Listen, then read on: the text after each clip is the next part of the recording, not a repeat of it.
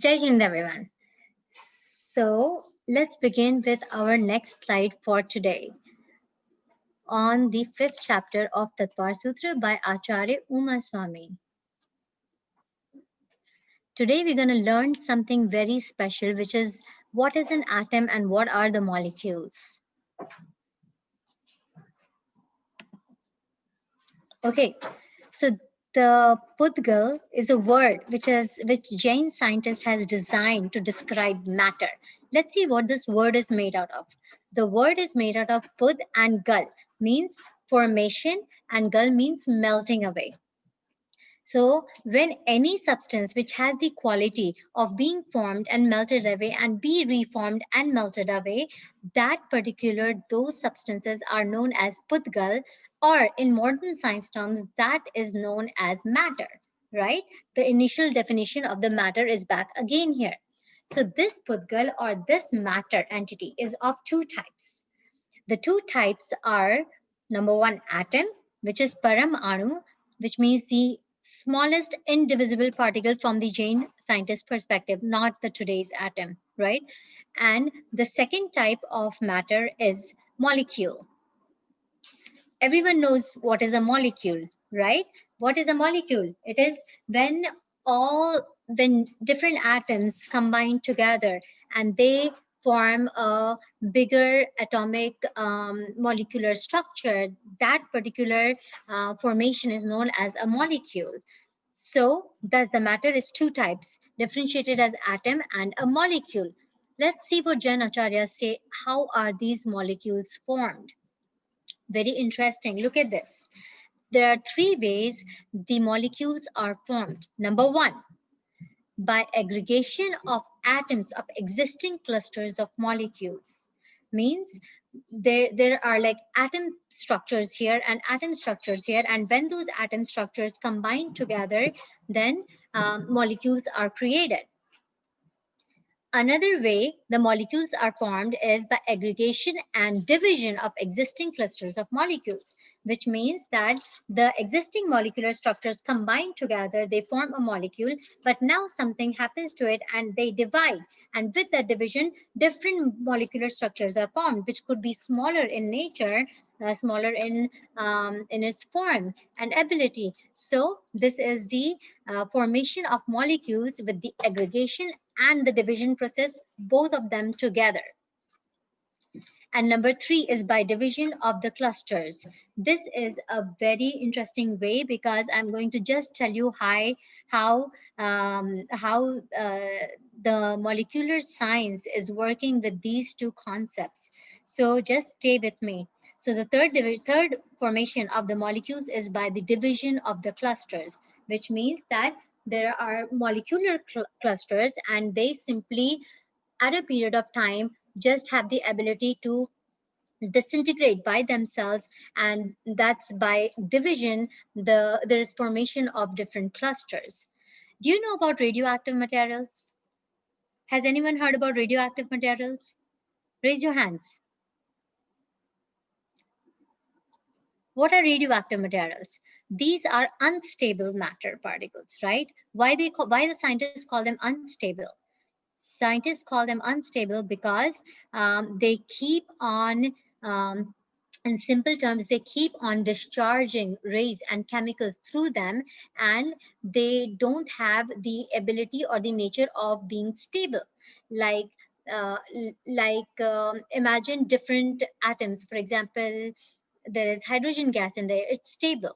It's not unstable, but there are molecular structures, or there are in the periodic table, if you see the elements which are unstable in nature and they are categorized under radioactive materials. They keep on discharging radioactive material through it, and which is very harmful. And if these rays get onto our body, it might harm us. And that's why they are known as unstable. So that kind of elements get created, and structures which are formed through them are formed by the third process here, which is division of the clusters. There's like an unstable molecular structure, and over a period of time, it keeps on dividing itself in smaller parts, and then finally the clusters are formed. That's one of the ways the molecules are formed. Now look at another example. Does anyone know what happens in an atom bomb? Have you heard of an atom bomb? Right? It is supposed to be a huge bomb, which a small bomb which creates huge, tremendous amount of energy, right?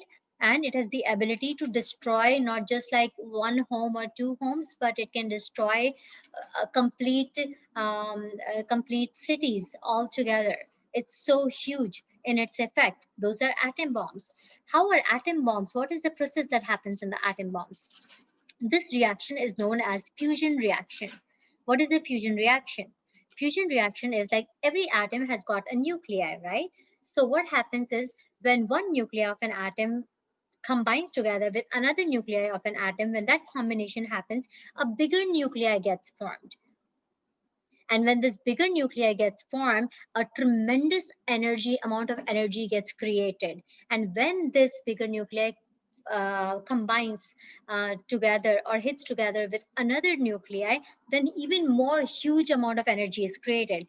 And that's how it's like a chain reaction. It keeps on hitting atoms with nuclei and creates and forms tremendous amount of energy in a chain reaction, and it just blasts with huge energy, with huge destruction. That's what an atom bomb is about.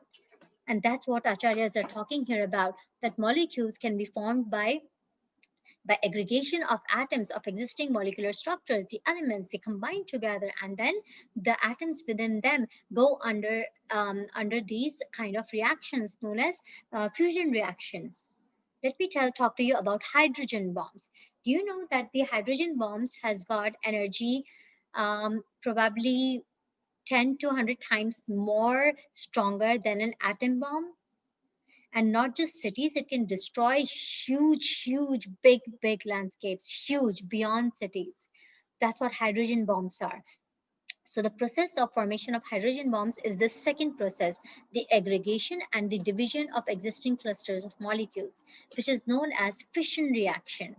So what happens in the fission reaction is one molecule or one atom cluster, a cluster of molecule um, is actually made to, I think, hit, and then the nuclei, no, the nuclei inside it gets divided into two parts. And when a nuclei of an atom is divided into two parts, then that division process generates even higher amount of energy that the combination of the nuclei forms. In the atom bomb, what was happening? The combination of nuclei was taking place. But in fission reaction or in hydrogen bombs, it's not the combination, it's the division which is creating this energy. And it is found by scientists that the more and more, this is also chain reaction, as and when every single nuclei inside the hydrogen bomb, it starts dividing itself, and as this process continues, it is like uncontrollable reaction. It cannot be controlled, and then huge, tremendous, multi higher energy force gets created, which is capable of destroying even much more higher dimensions than just an atom bomb. So these phenomenons can be easily understood now with the basic definitions which our acharyas have given here. What did they say? That molecules are formed by combining of the atoms of the existing molecular clusters, or the molecules are formed by combining and division both together, or the molecules are formed by just being unstable and it divides itself. That's how the clusters are formed, further clusters are formed.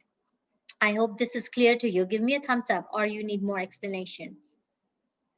Perfect. So this is like higher science you will study as you will go into higher grades, and you will learn about all these things. But see how acharyas have gotten this information, what is happening inside the atoms, what's happening inside the molecules, how they are creating, and they're so teeny mini in its particle nature that it's not visible by the physical eyes. Only big, huge reactions are known by physical eye.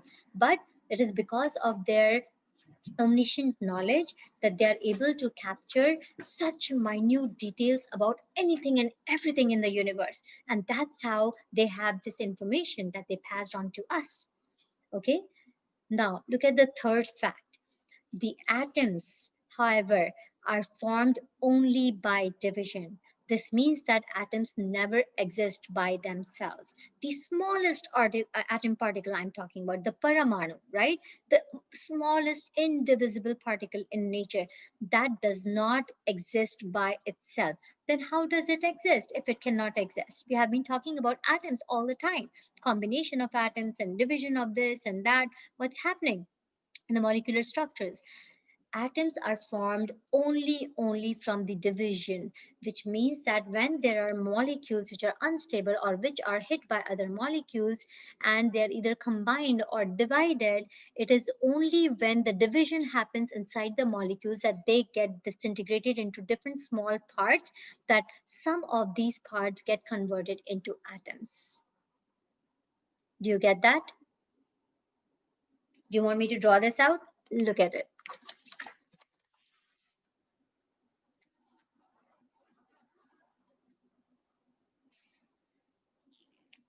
So this is molecules. What are molecules created out of? Many atoms. They combine together, right? And they created this molecule. Okay. And now this molecule was probably unstable, or this molecule was about hit by another molecular structure, a big rock, one more, right? And that one also had like infinite number of atoms inside, in uncountable number of atoms inside it, right? Now these two hit with each other. What happens? They break apart. Everything breaks apart into smaller parts, into the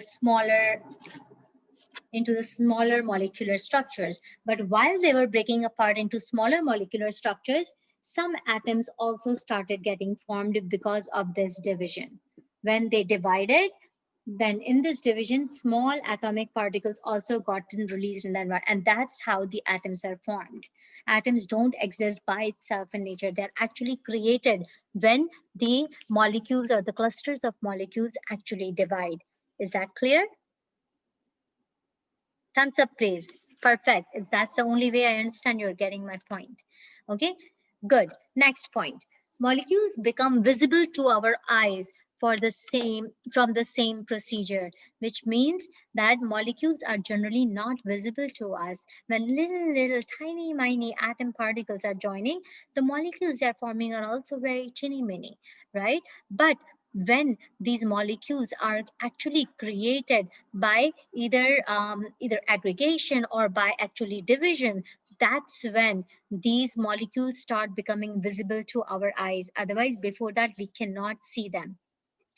This particular cell phone, it's visible to our eyes. It's matter, right? It's pudgal. How did it become visible to us? Because it was deformed and formed and restructured into something.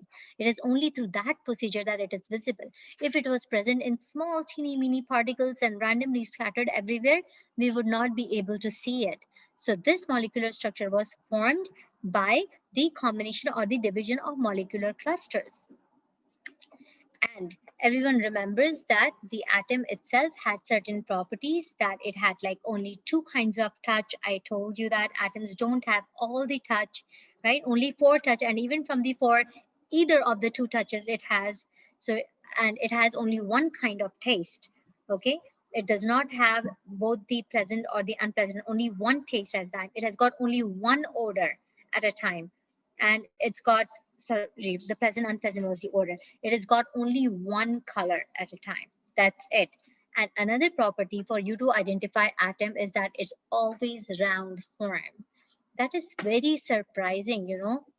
When scientists are creating this atomic structure, they actually used round structures, right, to identify it as an atom, like small points. They made like small rounds, and that's true because Jain scientists have seen it and they know that the atoms are actually round in structure, and that's by nature. By nature, have you seen a drop of water falling down, and when it drops onto that piece of say leaf, a small leaf, it's like a drop, round, perfect round drop, which then finally forms like a dewdrop later on, right? So it's like naturally it exists in this round form. And then you can identify the atom from its properties. It's got those properties inside it. So that was what we learned, interesting reactions, things happening, and which scientists are using every single day. You know, when atomic bombs were created, scientists did not know that there could be something known as hydrogen bomb. They had no idea that actually energy can be produced from dividing of these molecular structures or elements. They had no idea about this. And then they learned it from their scientific experiments. But before that time, they had only this information that when you combine the elements together or molecular structures, clusters together, that's how a chain reaction of the energy gets produced. And you know what? Surprisingly, our acharyas know that when they do meditation, you know, the meditation which is of the if you understand the 12th level of purity or the 13th level of purity, which is like the state of arihant. So what happens in the state of Arihant? They have disintegrated four types of karmas, right? They have disintegrated the Jnana-varni karmas, the Darshana-varni karmas, the Mohaniya, and the Antarai karmas. They have disintegrated those four karmas, four types of karmas. That disintegration process actually takes place with the help of fusion reaction. What is the fusion reaction? Exactly the same process as it's in the atom bomb. So when the acharyas sit in a meditative position and process, they within themselves start this process of atomic reaction through their meditation. An immense amount of heat is created, and that heat is so strong that it melts away the bonds of these four type of karmas with the body, with the soul. And when this bond melts away, the karmas disintegrate and they leave the soul itself. And that's possible only because of this kind of reaction that you are seeing here. And you know what? When an arihant turns into a siddha, four remaining karmas are left. You know what are these four remaining karmas? The body. Arihant has a body, but the siddha doesn't have a body, right? So Nam karma, Gotra karma. Gotra is like belonging to a higher or a lower status. And then there is Vedniya karma, which is the happiness karma for them at that stage. And then there is one more, which is Gotra Nam Ayu karma. So the amount of more number of days left for them to live in this particular body, right? So these are the four karmas which are non-destructive karmas which are left with the arihant, and they stay there until he turns into siddha. But how does this process happen?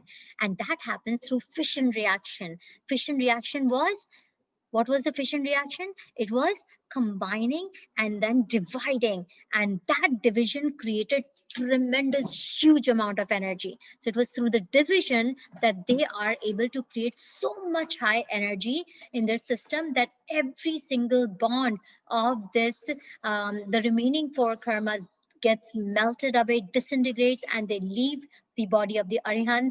And finally, the soul becomes pure and it becomes enlightened and turns into siddha. And this is all very scientific. You know what? No one is going to tell you about this. That can meditation process be really a scientific process? Can it really be something involved with matter and how matter leaves the body, and also how the matter loses its own bondage with the soul? But yes, it is very scientific in nature. These meditations, the tap which our acharyas do to get rid of these karmas. And that's how we can get rid of our karmas. Okay, is there a raised hand here? If it is by mistake, can you just put down the hand? I think it's Hiti's hand which is showing up here. So just remove the hand from here. Okay. Next is slide, which is how do the atoms combine? Okay, so no one asked me, no one thought about this, that we were talking about that the atoms are aggregating together, they're dividing, but what is really the property of the atom which is making it combine together? So the property of the atom which is making it combine together, if you remember, I told you that the atoms have got four types of touch. Do you remember that four types of touch? Think about it again. I told you about four types of touch. One was smooth and rough, right? And what was the other one? Was it light or heavy? No, it doesn't have that property. Was it hot and cold? No, it doesn't have that property. What was the other two? Which was? So it is actually only from the virtue of smoothness and roughness that the atoms actually combine together. It's got only 4 properties in it.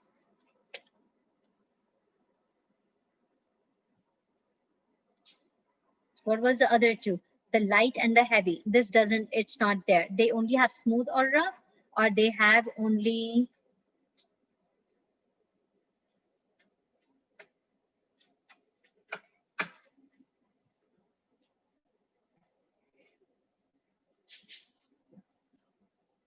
so an atom cannot be heavy or light, and an atom cannot be hard and soft. So the remaining qualities of the atom is rough and smooth and hot and cold. Let me correct myself here, right? So it is only those properties inside the atom. But what is the virtue with which the atoms combine itself? The virtue is only the smoothness and the roughness.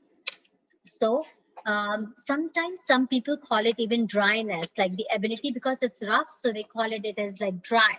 So only when the atoms are rough and smooth, because of that property, they get the ability to combine with each other. And that's the reason that that they aggregate together to create molecular structures. If they did not have the property of smoothness and roughness, they would not combine together. In scientific terms, you can understand the smoothness and roughness as positive and negative charges on these atoms, right? If you know the atom, the molecule, water is a molecule, right? You know what is the chemical structure of the molecule of the water?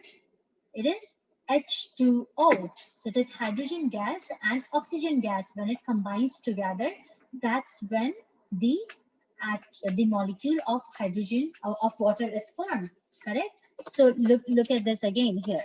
Let me help you.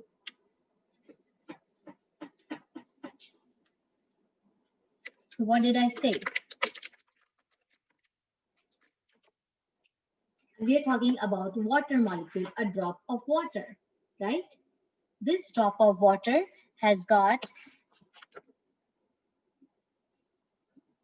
okay, so this is H2 and then O. So it is formed from 2 molecules of hydrogen when it combines with 1 molecule of oxygen. That's when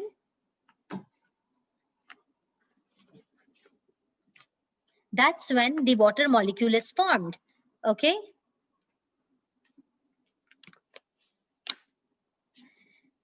And now look at this. It is, you see, there's like hydrogen atom has got a charge of -1, I think, and oxygen has the charge of +2. There's something like that. That's the charge. So this charge has been considered as the roughness and the smoothness by the scientists today. But Jain scientists call it by the name of roughness and smoothness and not as positive or negative charge. Look at the second point here.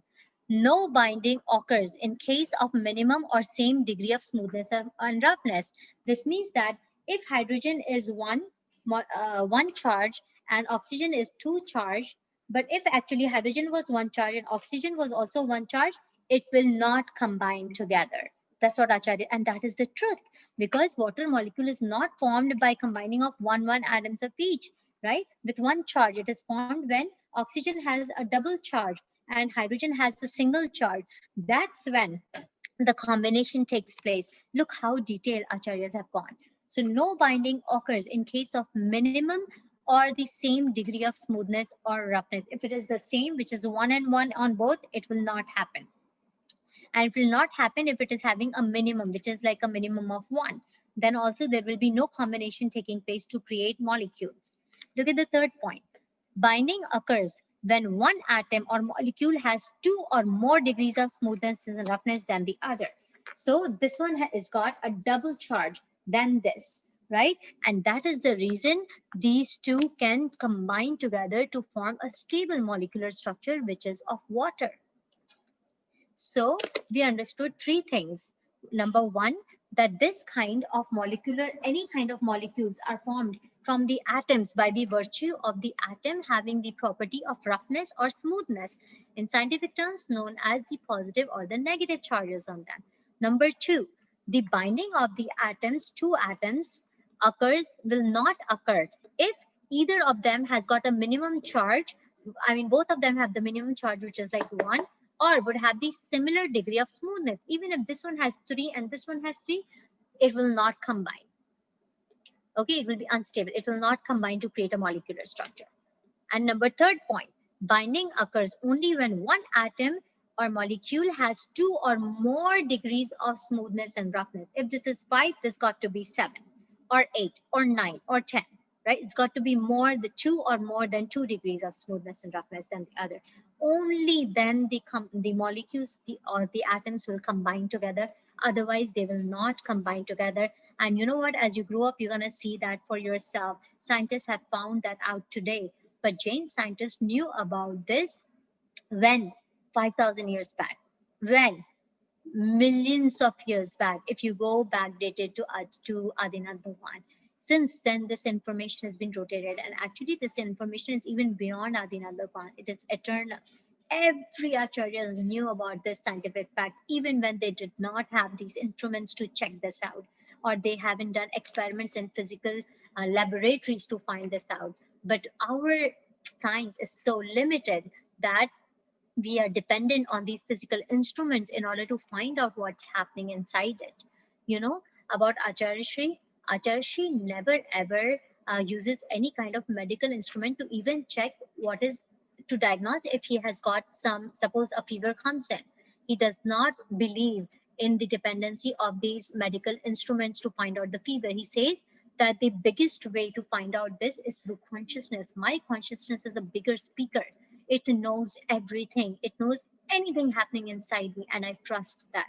I don't trust these physical instruments, because he knows that the science, when you come to know from your direct experience, which is the experience of your own internal knowledge, when everything becomes visible to you, that's the true knowledge. The physical instruments might show results which may differ sometimes, might show results which are not easily measurable or calculable, right? So, or it may not even find results many times. It just leaves many things into theory. Like black hole is a theory right now, existence of multiple universes is a theory right now. Hypothesis is that there are infinite number of galaxies out there, right? These are all hypotheses and theories because they don't have sufficient instruments to check. But look at Jain Acharyas. Just by gaining this knowledge of their own internal self, everything got revealed to them. They knew about everything because we have that knowledge inside us. Our knowledge is right now limited by our body, but the moment we get rid of this body and our limited nature and the binding of the karmas, every single thing becomes visible to us. Let's move forward back to the science. Okay, at the time of binding, I think we are at the degrees, atoms. At the time of binding, atom with the same or higher degree of smoothness and roughness turns the other matter to its own property. What does this mean? For example, um, imagine imagine water, okay, in one glass, and in one spoon you have those colors. You know, you have like a rose color, or you have the sharbat that you drink, right? The rasna or the drinks that you take, a small concoction of that color and taste and flavor, and you put inside that glass of water, and the water, the whole big glass of water turns into the red color or the blue color or the orange color, whatever it is, right? What happened? Even though it was such a small spoon of that color or that little liquid which had the essence in it, how come it turned such a big glass of water into its own properties? That happens because as per science, Jain science, what they say, at the time of binding, when the two things combine together, they bind it together. Atom with the same or the higher degree of smoothness and roughness, which means that this spoon of this spoon of syrup had higher degree of smoothness and roughness compared to a big glass of water. And because this had the higher degree of smoothness and roughness, it changed the properties of the bigger molecular structure towards what it was like. So everything in the glass now turns the red in color, and the water leaves its nature of being whatever you say, whatever kind of taste it has, into the taste of the syrup now, which is N. So everything property of the water changes into the property of the new substance which was added into it. Why did that happen? Because this spoon of syrup had higher degree of smoothness and roughness to it, higher charge to it, higher viscosity property inside it, towards things, which created the other object as per its own type. And this is how the combination takes place, and it will always be this way. Another example is um, the curd. How is curd created? Such a small spoon of curd, and you put it into a big jar of milk. What happens? That the whole thing turns into curd. Why? Because the properties of the milk converted into the property of the curd. And this is what happens when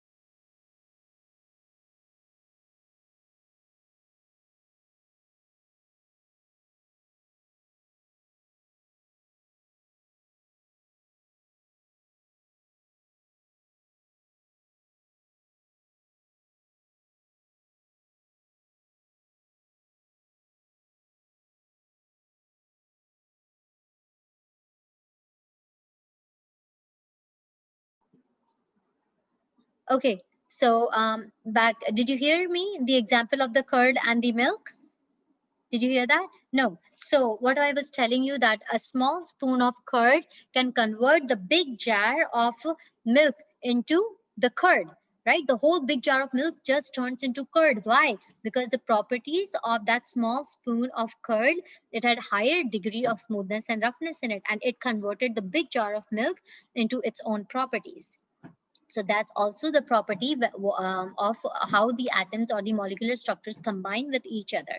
So all the substances, the matter, the pudgal that we see around us will always have these properties. What were the initial properties we learned? The taste, the touch, the odor, the smell, and the color. These four properties will always exist in all the matter particles, no matter what. That is by definition a fact.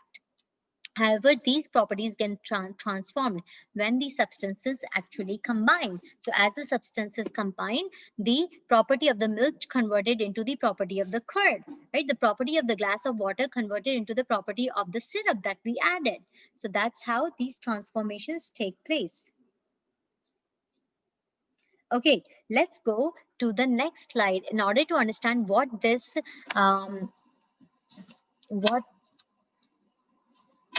transformation means. We will come to the actual definition of what is an essential. We called all of these substances as essentials, including the pudgal or the matter, right?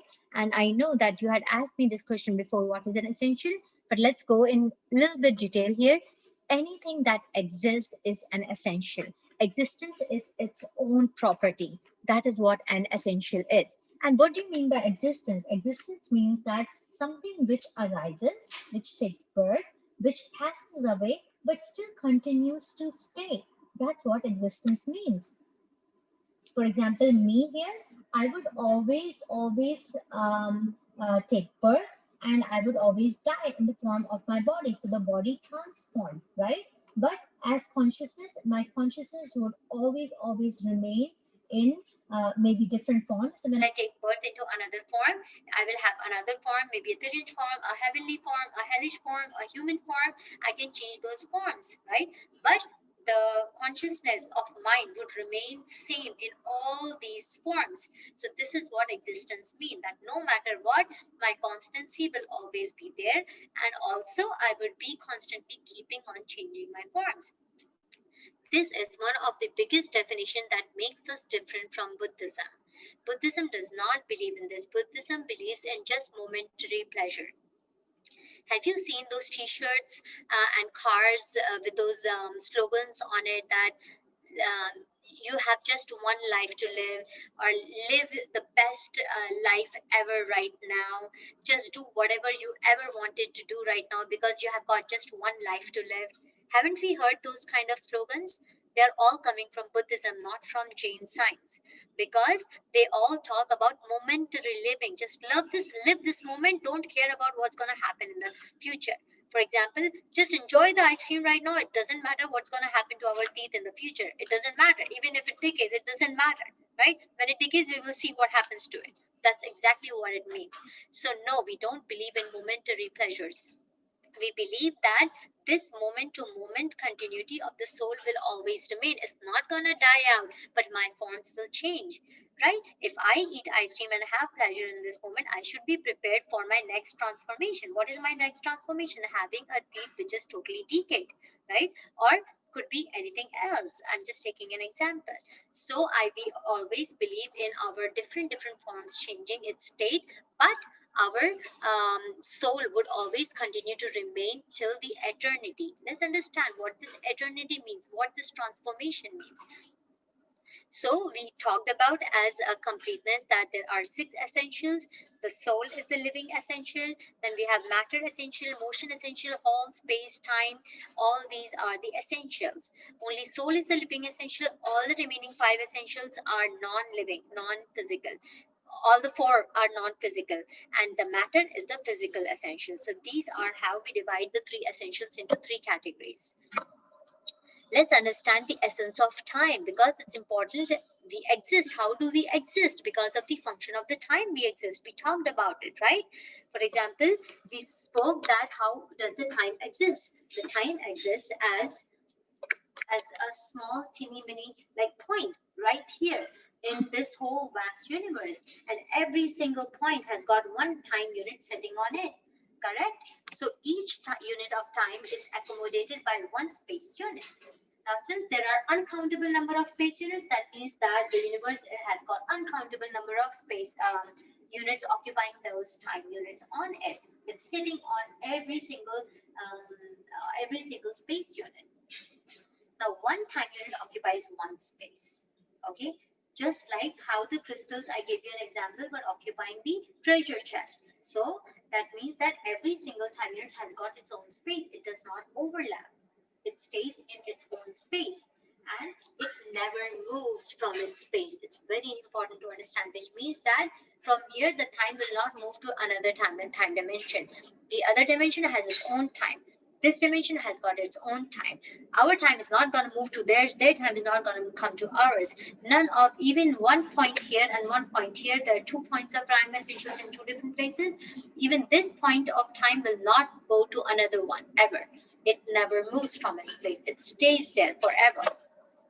So now understand that time is ageless, and that's very important for us to understand in order to understand what does infinity really mean. So what do you mean by time is ageless? That means that time has got a past and a future and a present moment, right? These are the 3 different ways the times are identified. So the time essential has age in infinite years. Can you tell me which day did the first day of the whole universe started? No, it's infinite time. It had always been there. Can you question it? No. No one knows about it. No one can tell you about it. If you talk about science, science does not have instruments to check what was the what was the origination time of the universe or the earth. It doesn't really know. It just creates a theory out of certain things. It's just creating something which is not 100% proved yet. Okay, but according to Jain science, no, the time is ageless. There was never a starting point, and there's never ever going to be an end point. The time would continue to be infinite in the past and continue to be infinite in the future. It will always run. It will never run out. And in the past, the time we know has been infinite. It has never run out, right? Number 2 point, time in relation to an atom. So when one atom, look at this. Just imagine this is one space unit and this is another space unit. Okay, so these 2 space units are next to each other. These 2 space units are next to each other. So one time, right, is sitting on here. Let me use another color for this. Like one time is sitting on here, correct? Another time unit is sitting on the second space point. So that's how every single space point is occupied by one time unit. Okay, now imagine one atom. So let's use another color for this. So imagine one atom. So there's one atom which occupies this particular one space unit. So imagine one atom occupying the space unit here. Okay, and the amount of time this one atom, let me make a sign for this atom. So amount of time this atom takes to travel is the atom which is traveling, not the time unit. Remember that. The amount of time this atom takes to travel from its position to the next adjacent space unit, like it moves from there to here, and the amount of time it takes for it to travel from one space unit to its adjacent space unit is known as one moment. It's known as one moment. Can you believe this definition of one moment? And this one moment has got some amazing science to it. How small can this be, one moment? It is so small that in a blink of a second, actually, uncountable number of moments have already passed. Right? Like how we do that? Like just one time I did like this. So in this movement, one circular motion of one finger around the second finger, uncountable number of time units, moments have already passed. It is such a small unit. If you like literally do 0.000000000, probably you have to put 100 of them and then put a 1 to it, right? And that's when you will come to the unit of moment. It's so small. And how our scientists, our Jain scientists, have defined that one moment as movement of one atom to just its next adjacent point of space, and that motion actually takes one moment. And that is the reason sometimes the time is also known as time atom, also known as kalanu. You will hear about that. Anu plus kal, which is kalanu. So anu is the real definition of the atom, where the atom word has come out is from the word anu of Jain scientists. And let's understand the most important part, very amusing, magical function of this atom. An atom can move with a very, very fast speed across the entire universal space. And when it does so, it would have touched every single space point during its motion. It can do so from this point to this point. It can do so in just one moment. So this moment can be said to have as many units of moments within a moment. You can scratch your head here. You know why? Because this is a concept which scientists can never ever come even close to. It is so interesting. Let me explain you here. Look at this chart again. So an atom can move at a very fast speed across the entire universal space. So imagine that this whole whiteboard is an entire universal space. Okay, so an point of atom can move from this to the end of the universe, or from this point to the end of the universe, from here to here. Okay, and it can do that motion in just one moment. In just one moment. But what did we say? That one moment's definition was only when an atom can travel from one point of space to just the next adjacent point of space, right? That's what we said. But actually that's what scientists are trying to say, that the moment's definition is not limited to just that one fact. In that portion of time which one atom takes from moving from one place to the adjacent space, the same amount of time an atom can actually take to travel to the entirety of the universal space from one point to the other point, same amount of time. And that's why it is said that there are multiple moments inside that one moment itself. Now, can scientists ever catch that definition? When I told you that the moment itself is so small, teeny, mini, and now imagine like infinite number of moments, uncountable number of moments in that one moment itself. Oh my God, we can't even put it into numbers right now. It's so vast. Okay, so that's what it is. Give me a thumbs up. At least someone grasped the concept even a teeny bit. Give me a thumbs up. Okay, I see Arushi here. No thumbs up from her. Do you need more understanding? Samik Jain has a thumbs up. Great. Okay, Arushi gives thumbs up. Anusha gives thumbs up. Okay, I have some thumbs ups here. Thank you so much. It is very difficult because scientists even find it too difficult to understand one moment. And I'm trying to explain to you how one moment can have so many more moments inside it, you know. It is a beautiful concept, though. So that's how we understand that time is ageless. It's the moment itself is like infinite moments inside the moment. Let's go and understand the next concept. What is eternity? That's where we were coming towards, right? Because we needed to understand eternity, and that's why we started understanding what does time really mean and how come time has got those moments and eternity number of moments before and after, and how does this eternity really exist. So look at the definition what acharyas are giving.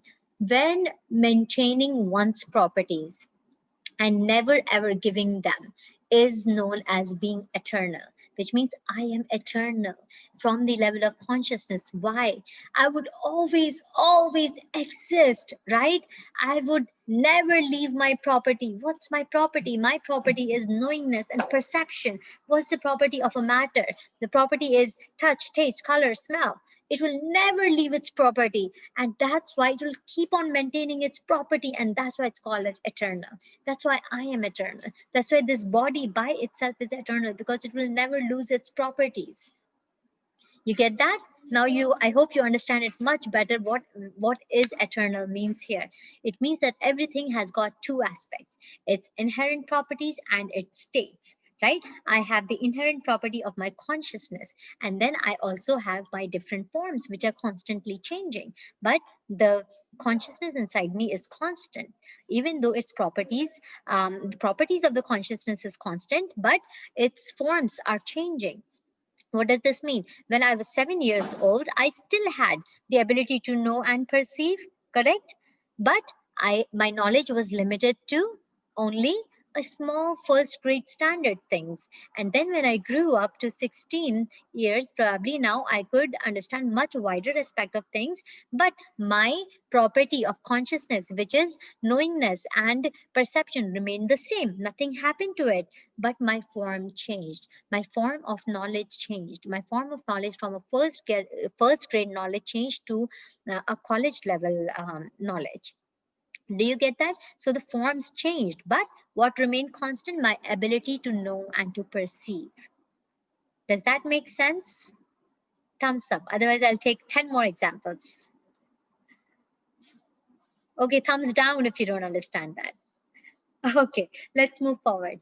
So the properties remain constant and the forms continue to undergo changes. We can say that everything is constant from an absolute viewpoint.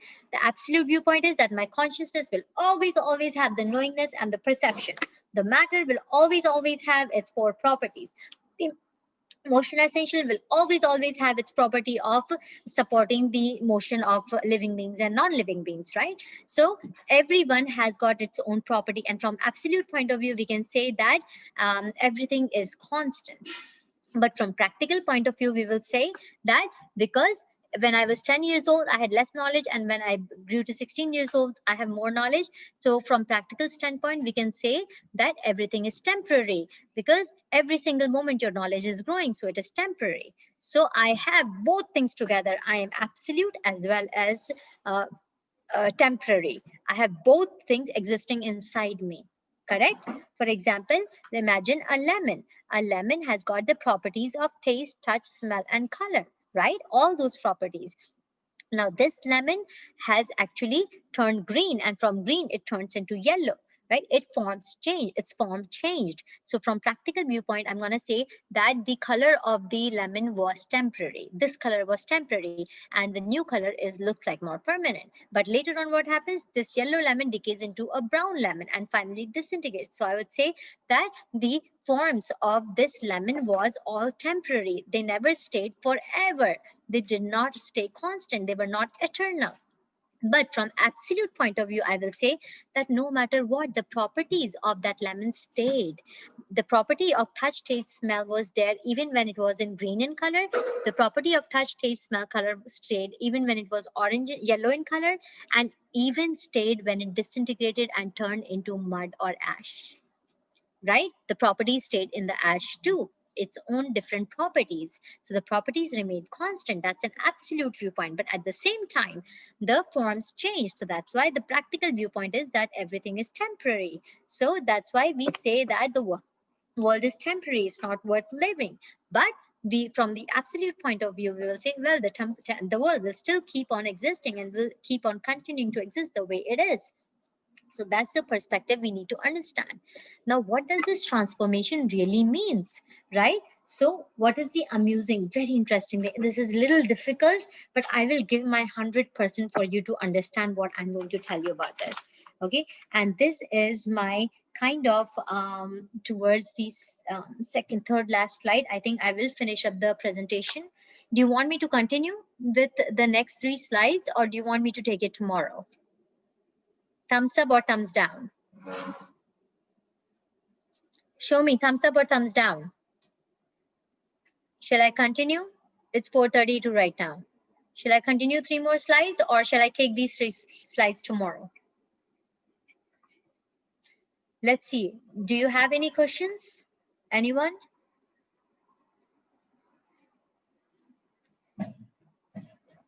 You have some questions for me? Okay. So let me finish up my presentation here then. Okay. I will take up my, do you want me to continue? No, because that's a lot of information to process right now. Okay, so Anusha is saying it's a lot of information to process right now. So give us time to absorb what I said. Okay, let me just revise back. We talked about the concept of eternal. We talked about the concept of transformation, how the forms are temporary in nature, but they're still constant because they retain their properties. We talked about the time essential, how the time essential is showing us that the definition of one moment, how the time is helping us understand from the motion of one atom that one moment can comprise so many moments inside it. And also we learned today about atoms, the fission and the fusion reactions, and the different ways the molecules form together and structure together, right? We learned a lot today, and that's so true. So I'm going to end my session here, and let's take some question answers if you have. Okay, are you ready for me? Yeah.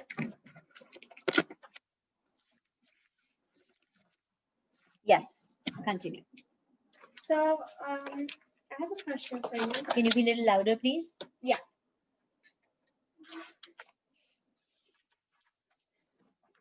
Why, you know how we always say, like, give me a moment, or I'll be here back in a moment.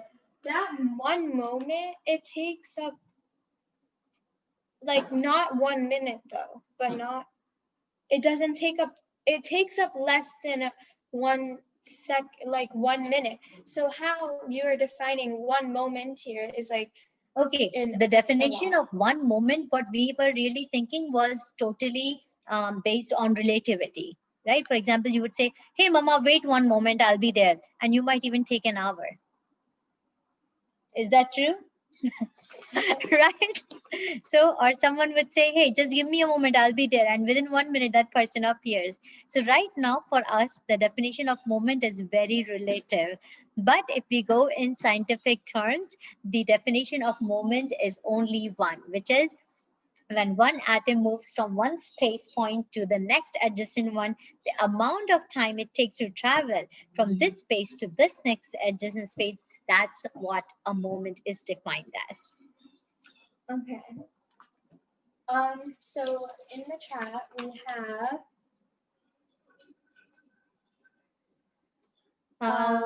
over here. Don't they, from Mahavir's iPad, it says, don't they split the nucleus or something, or combing it? I think hydrogen bomb uses fusion and the regular atomic bomb uses fusion. But can I tell you this tomorrow? Because I was trying to relate from my studies like 15 years back. And I know that the hydrogen bomb is bigger energy, tremendous energy producer compared to the atomic bomb. And that's why I was saying that probably is the fission reaction inside the hydrogen bomb and fusion inside the atom bomb, because fusion reaction produces lesser energy compared to the fission reaction. And that's the reason I said that. But I can definitely double check and let you know tomorrow if there is any difference in what I said. Yeah, there's no more Okay, questions. any questions you have for me? If you want to go live, you can unmute yourself and ask yourself.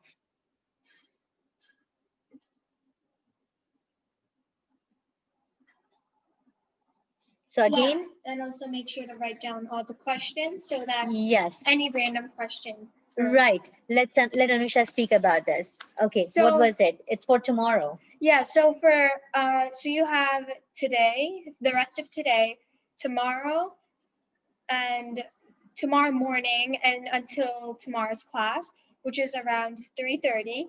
So you have until then to write, like you can write down all your questions on like a device, or on a pencil or paper, with a pencil or paper, and yeah. And be ready Yeah. for it. Yes, I will take up any question that will come from you, and I will try my best to give you the most scientific answer I can get for you. Being a science student myself, I have that kind of logical sense to understand things from scientific perspective, and I'm pretty sure you will be liking what I come about with your answers. Okay. So Samyak Jain has a question. How do you turn an unstable bomb atom to a stable atom? Okay, but an atom is stable. An element is unstable. Atom will be stable. But when I said that atom doesn't exist by itself, I meant that atom does not get formed by itself. Atom gets formed only when there is division process happening inside the molecules. When the molecules divide, that's when small particles of atoms are released through it. That's how the atoms get created, through division process. It never gets formed from the combining of things or by itself. It doesn't exist in nature. Atoms exist in nature only as a byproduct of some kind of division happening inside the molecular clusters. That's the only time when atoms exist. Does that make it clear? So atoms are stable. But there are certain combinations of atoms that create elements which are unstable. That's a different thing.